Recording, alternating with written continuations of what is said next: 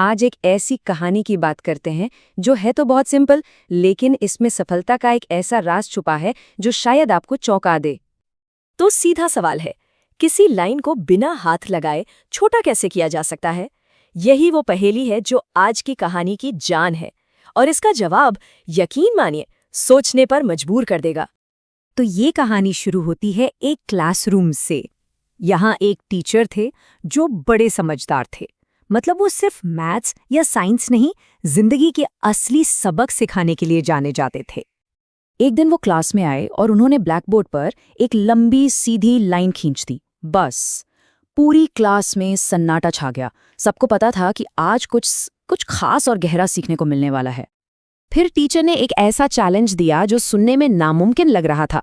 उन्होंने कहा, इस लाइन को बिना मिटाए या काटे छोटा साबित करके दिखाओ। नियम एकदम साफ थे, लाइन को छूना तक मना था। अब सारे स्टूडेंट्स परेशान हो गए। कोई मिटाने के लिए डस्टर उठाने लगा, कोई स्केल ढूंढने भागा। सबका दिमाग एक ही दिशा में चल रहा था कि इस लाइन को कैसे मिटाया जाए, कैसे काटा जाए। मतलब उनकी पूरी सोच बस उस लाइन को छोटा करने पर थी, जो कि नियम के खिलाफ था। और उसी उथल पुथल के बीच एक स्टूडेंट था। वो शांत था। वो चीजों को बिल्कुल अलग नजरिए से देख रहा था। एक तरफ बाकी स्टूडेंट्स के चेहरे पर टेंशन और निराशा साफ दिख रही थी, और दूसरी तरफ था वेदांत। उसकी आंखों में एक अजीब सी शांति थी।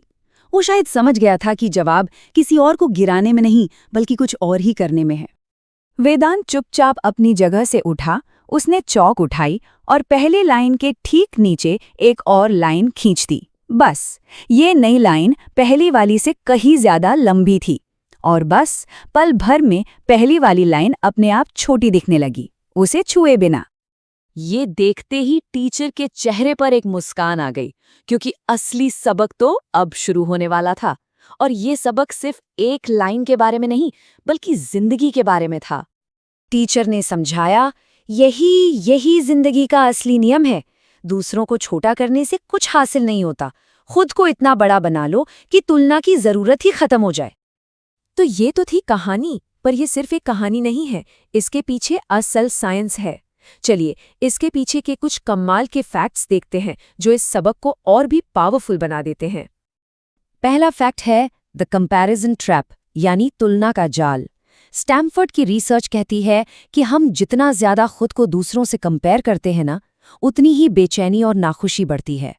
सीधी सी बात है, किसी और की लाइन को घूरते रहने से हमारी अपनी लाइन लंबी नहीं हो जाती, बल्कि और छोटी लगने लगती है।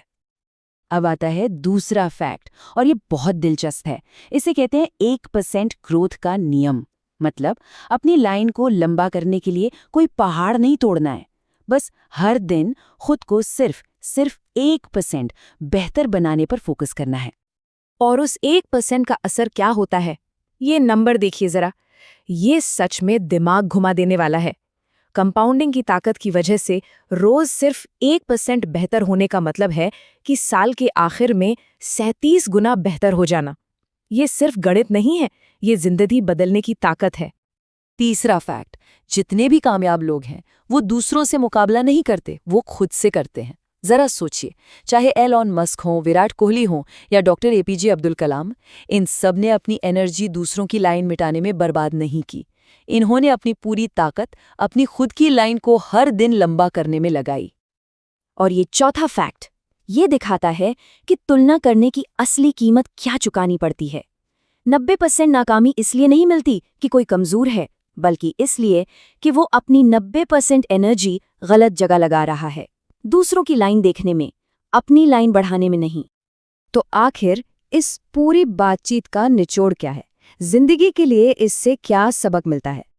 हमेशा याद रखिए, असली मुकाबला किसी और से है ही नहीं।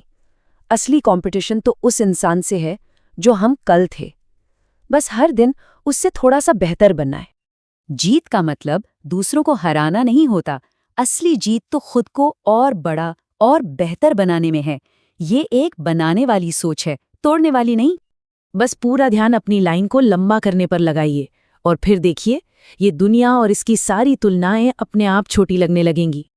तो सवाल अब बस इतना सा है, आज अपनी लाइन को लंबा करने के लिए क्या किया जा रहा है?